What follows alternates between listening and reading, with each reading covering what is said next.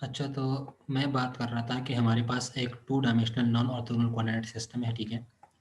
ये एक to dimensional non orthogonal coordinate system है, एक्स एंड वाई। इसमें हमने यहाँ पे अलोंग एक्सेस हमने यहाँ पे यूनिट वेक्टर को लिया है E1 को, और अलोंग वाई एक्सेस हमारे पास यूनिट वेक्टर जो है वो AE2, ठीक है।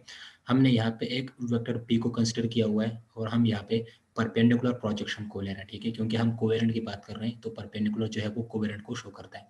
तो यहाँ पे इस परपेंडिकुलर प्रोजेक्शन को ले रहे हैं। ये हमारे पास two dimensional non orthogonal coordinate system है, ठीक है, एक्स एंड वाई।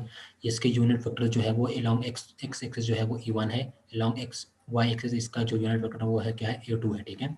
तो आपको मैंने क्या कहा कि यहाँ पे जो P है वो क्या है, एक वेक्टर है। तो अगर इस वेक्टर P का अगर हम डॉट प्रोडक्ट लेते हैं E1 वेक्टर के यूनिट वेक्टर के साथ, ठीक है, अगर हम P वेक्टर का डॉट प्रोडक्ट लेते हैं E1 यूनिट वेक्टर के साथ, तो ये हमें x1 देगा, ठीक है, x1 रिजल्ट। अगर हम P वेक्टर का डॉट प्रोडक्ट लेते हैं यूनिट वेक्टर E2 के साथ, तो ये हमें रिजल्ट देगा x2 का, ठीक है। तो अगर हम P वेक्टर का डॉट प्रोडक्ट लेते हैं यूनिट वेक्टर E1 के साथ, तो रिजल्ट x1 देगा। अगर हम P वेक्टर का डॉट प्रोडक्ट लेते हैं E2 वेक्टर के साथ, तो वो हमें x2 देगा, ठीक है।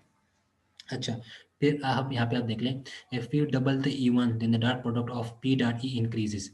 अगर आप E1 को डबल कर दें, मतलब आप जिस तरह आपको मैंने कॉन्ट्रोवेरेंट में आपको मैंने कहा था कि अगर हम यूनिट वेक्टर की लेंथ को डबल कर दें, ठीक है, कॉन्ट्रोवेरेंट में आपको मैंने क्या कहा था कि अगर हम यूनिट वेक्टर की लेंथ को डबल कर दें, तो सेम यही चीज़ हम यहाँ पे करेंगे कि अगर हम यहाँ पे इस यूनिट वेक्टर को हम डबल कर दें, ठीक है, तो if you double the E1, अगर हम E1 को डबल कर दें, अगर हम यूनिट वेक्टर की लेंथ को डबल कर दें, ठीक है, E1 के लेंथ को डबल कर दें, या आप इस तरह कह सकते हैं कि हम अगर यूनिट वेक्टर E1 की लेंथ को डबल कर दें, ठीक है, तो क्या होगा, इन दोनों का जो डॉट प्रोडक्ट आएगा वो भी डबल हो जाएगा, ठीक है, क्योंकि आप यहाँ पे देख लें, अगर यहाँ पे होगा P डॉट E1, ठीक है, तो यहाँ पे x1 आएगा। लेकिन अगर आप यूनिट वेक्टर E1 को डबल कर दें, ठीक है, तो क्या हो जाएगा, इन दोनों का जो डॉट प्रोडक्ट है वो भी यहाँ पे क्या आ जाएगा, यहाँ पे डबल आ जाएगा, ठीक है। तो if you double the E1 then the product of P dot E increases, ठीक है। अगर हम यूनिट वेक्टर को डबल कर देंगे, तो इनका जो डॉट प्रोडक्ट आएगा वो भी इंक्रीज हो जाएगा, ठीक है। तो ये हमें क्या शो करता है, get implies that the if we increase the unit vector then the dot product also increases, this is known as covariant, ठीक है। कि हम जब यूनिट वेक्टर को बढ़ाएंगे, ठीक है, जब हम यूनिट वेक्टर को डबल करेंगे, तो इन दोनों का डॉट प्रोडक्ट जो है वो भी डबल हो जाएगा, तो हमें ये रिजल्ट भी डबल मिलेगा, ठीक है। तो इसका मतलब ये है कि अगर हम यूनिट वेक्टर को बढ़ाते हैं, तो हमें डॉट प्रोडक्ट भी उसके साथ बढ़ जाएगा, ठीक है। अगर हम यूनिट वेक्टर को इंक्रीज करते हैं, तो डॉट प्रोडक्ट इन दोनों का वो भी इंक्रीज हो जाएगा। तो जब हम दोनों चीज़ें जो हमारे पास सेम होती हो, मतलब जो एक अगर आप एक को इंक्रीज करते हैं तो दूसरा भी इंक्रीज हो जाए, तो उसको हम क्या बोलते हैं, उसको हम कोवेरेंट टेंसर बोलते हैं, ठीक है। तो कॉन्ट्रीब्यूएंट में हमने क्या किया था कि हम जब एक को इंक्रीज कर रहे थे तो दूसरा डिक्रीज हो रहा था। कोवेरेंट में क्या होगा कि अगर आप एक को इंक्रीज कर रहे हैं तो दूसरा भी इंक्रीज होगा। तो अगर हम E1 को डबल करते हैं, मतलब E1 यूनिट वेक्टर को अगर हम डबल करते हैं, तो इन दोनों का जो प्रोडक्ट होगा P डॉट E1, ये क्या हो जाएगा, ये भी इंक्रीज हो जाएगा, ठीक है। तो if we increase the unit vector, ठीक है, अगर हम यूनिट वेक्टर को इंक्रीज कर रहे हैं, तो हमारे पास क्या हो जाएगा, हमारे पास इनका जो डॉट प्रोडक्ट है वो भी इंक्रीज हो जाएगा। तो अगर एक चीज़ को हम इंक्रीज कर रहे हैं और दूसरी चीज़ भी इंक्रीज हो जाए, तो उसको हम क्या बोलेंगे, उसको हम कोवेरेंट टेंसर बोलते हैं, ठीक है। तो यहाँ पे आप देख लें, इन components unit vectors are change in same manner, ठीक है। इस केस में हमारे पास जो कंपोनेंट्स होंगे और यूनिट वेक्टर जो है वो होंगे, वो क्या होंगे, वो सेम मैनर में चेंज होंगे, ठीक है। मतलब आप एक को इंक्रीज करेंगे तो दूसरा भी इंक्रीज होगा, एक को डिक्रीज करेंगे तो दूसरा भी डिक्रीज होगा, तो मतलब सेम मैनर में ये चेंज होंगे, ठीक है।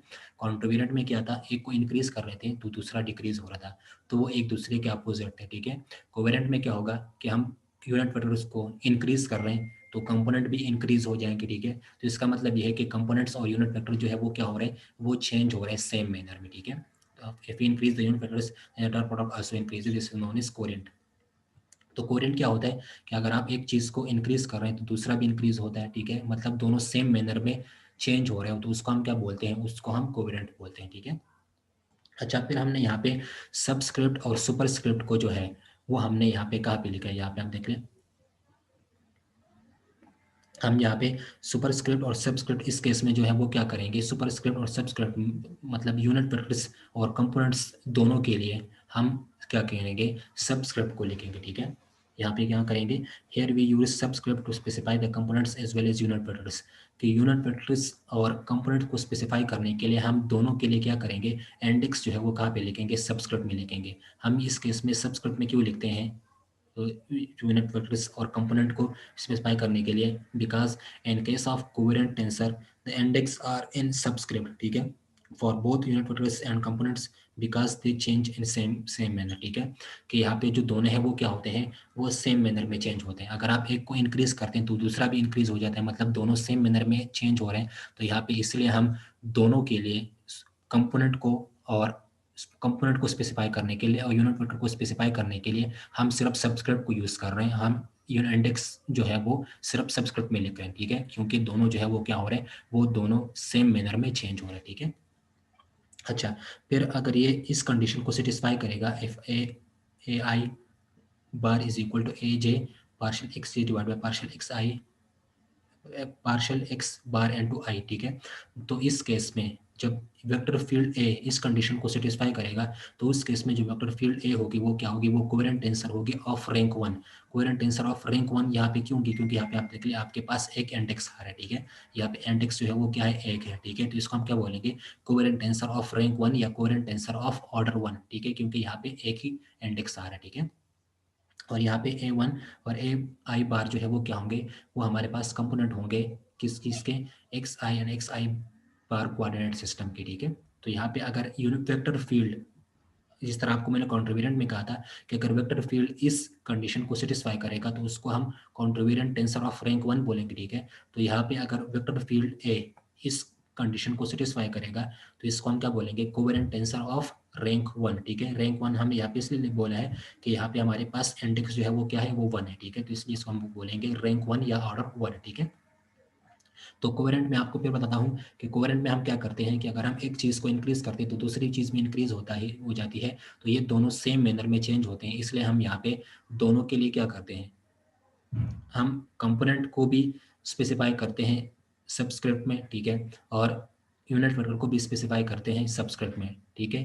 क्यों हम करते हैं यहाँ पे दोनों के लिए हम सबस्क्रिप्ट में क्यों लिखते हैं इंडेक्स को, ठीक है। तो कंपोनेंट के लिए और यूनिट वेक्टर के लिए, यू कंपोनेंट के लिए और यूनिट वेक्टर के लिए हम इंडेक्स को सबस्क्रिप्ट में क्यों लिख रहे हैं, हम इसलिए लिख रहे हैं कि दोनों जो है वो क्या होते हैं, सेम मैनर में चेंज होते हैं। अगर आप एक को इंक्रीज करते हैं तो दोनों दूसरा भी इंक्रीज हो जाएगा, इसलिए हम यहाँ पे इंडेक्स को दोनों के लिए क्या कर रहे हैं, दोनों के लिए इंडेक्स को सबस्क्रिप्ट में लिख रहे हैं, ठीक है।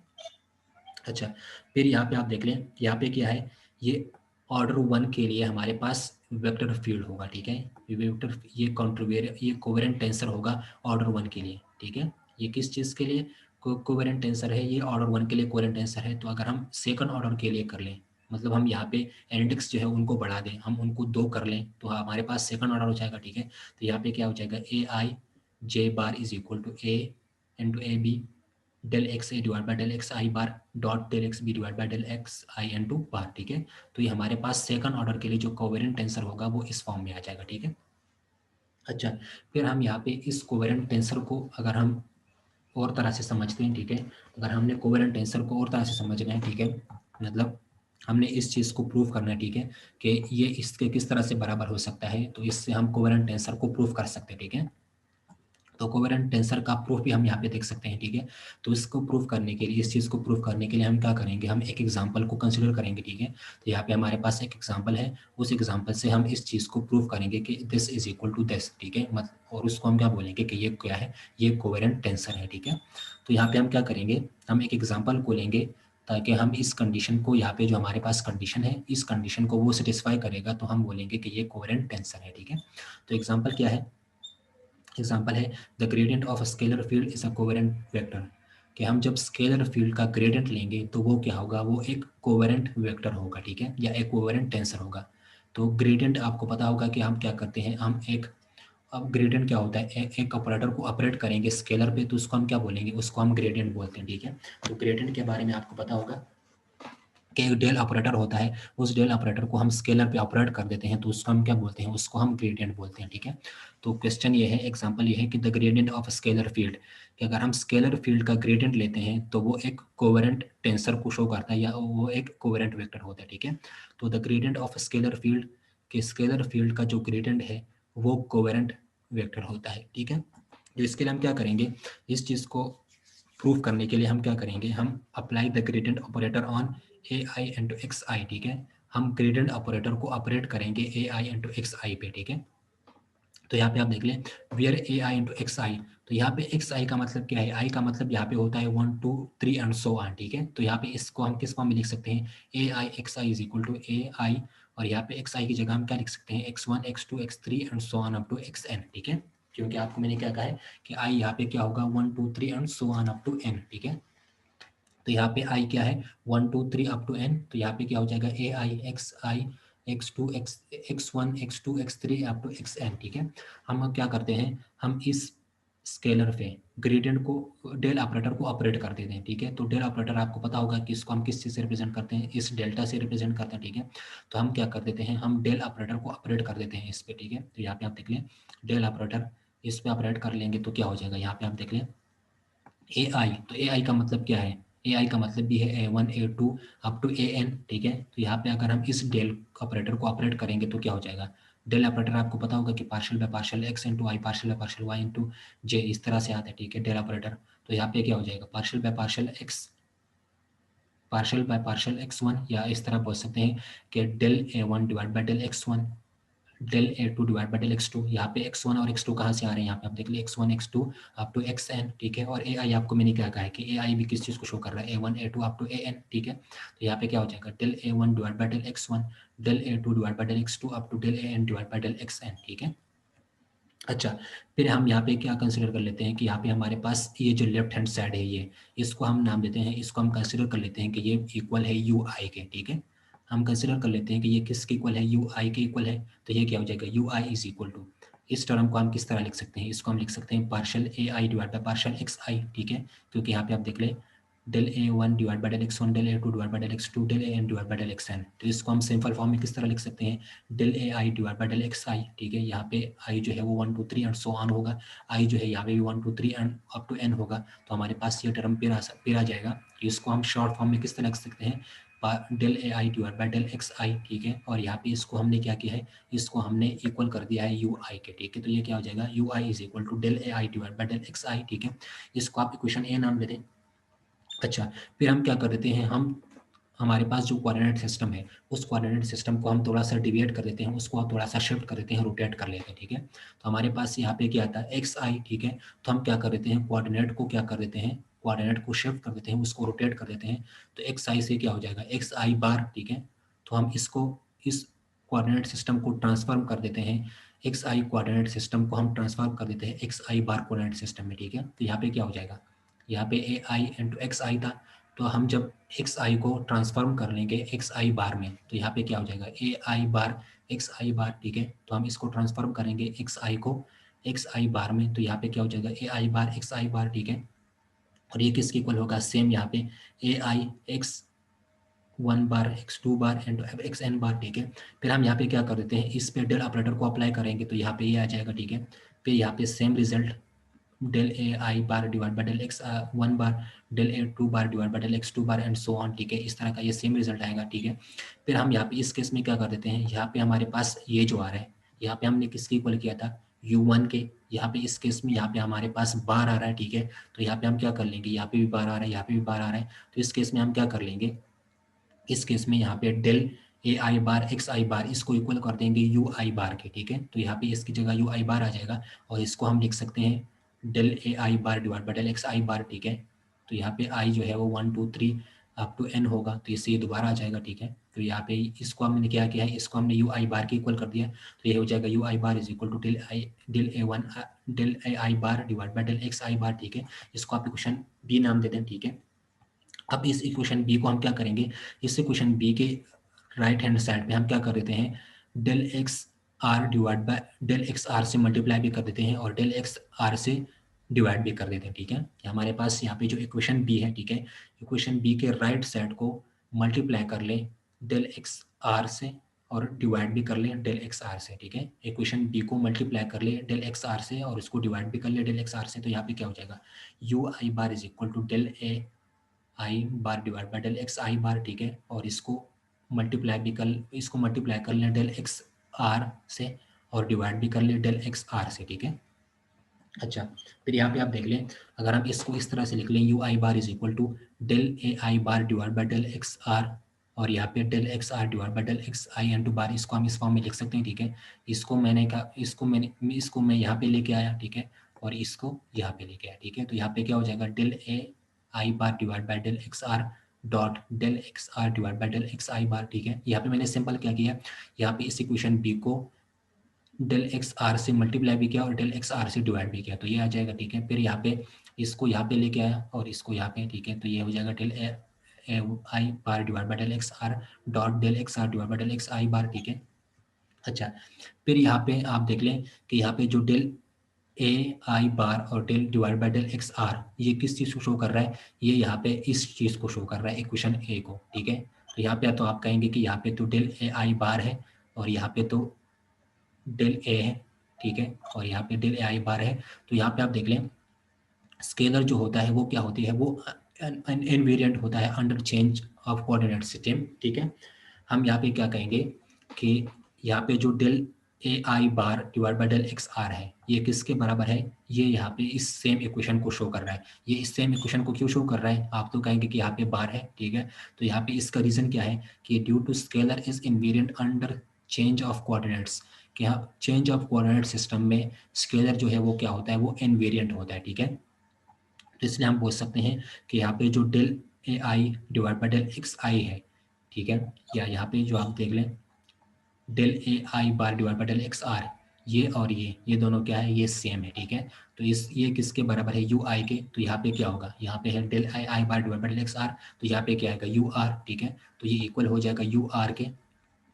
तो यहाँ पे इस टर्म को अगर हम यू आर के इक्वल करते हैं तो ये क्या हो जाएगा, U I bar is equal to U R del X R divide by del X I into bar, ठीक है। तो ये चीज़, इस चीज़ को आप देख लें, और यहाँ पे हमारे पास जो कोवेरेंट का ये डेफिनेशन था, इसको आप देख लें, ये दोनों सेम चीज़ें जो है वो क्या है, सेम है, ठीक है। ये एक ही चीज़ को स्पेसिफाई कर रहे हैं, एक ही चीज़ को शो कर रहे हैं, ठीक है। तो यहाँ पे हमने इस चीज़ को यहाँ पे प्रूफ कर दिया, हमारे पास कोवेरेंट टेंसर का जो फॉर्म है, मैथमेटिकल फॉर्म, उसको हमने यहाँ पे प्रूफ कर दिया, ठीक है। उसमें आपने क्या करना है, जस्ट आपने यहाँ पे del A I divide by del X R, ये जो है ये इस चीज़ को यहाँ पे शो कर रहे हैं, ठीक है। ये दोनों जो है वो क्या है, वो सेम है, ठीक है।